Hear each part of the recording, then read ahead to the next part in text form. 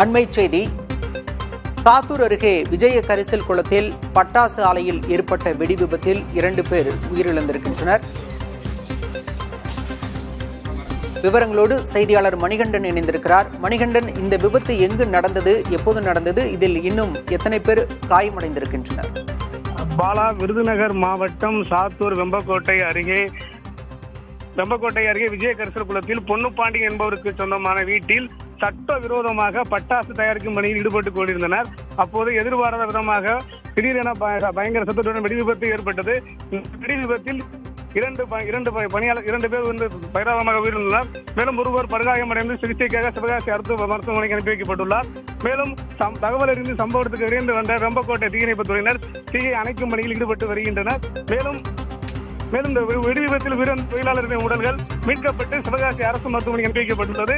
மேலும் வெடி விபத்தில் மேலும் உயிரிழப்பு அதிகரிக்கலாம் என போலீசார் தரப்பில் கூறப்படுகின்றன. தற்போது வரை 2 தொழிலாளர்கள் உயிரிழந்துள்ளனர். மேலும் சட்டவிரோதமாக பட்டாசு ஆலை வீட்டில் வைத்து பட்டாசு தயாரிப்பதாக விபத்து ஏற்பட்டதாக போலீஸ் தரப்பில் முதற்கட்ட தகவல் தெரிவிக்கப்பட்டுள்ளது. இதனால் பட்டாசு உற்பத்தியாளர்கள் மற்றும் விருதுநகர் மாவட்டத்தில் அடுத்தடுத்து வெடி விபத்து ஏற்பட்டு வருகிறது. கடந்த மாதத்தில் மட்டும் 4 வெடி விபத்துகளில் 16 தொழிலாளர்கள் உயிரிழந்துள்ளனர். அதனைத் தொடர்ந்து இன்று ஆகஸ்ட் 8ஆம் தேதி இன்று ஏற்பட்ட வெடி விபத்தில் 2 தொழிலாளர்கள் உயிரிழந்துள்ளனர்.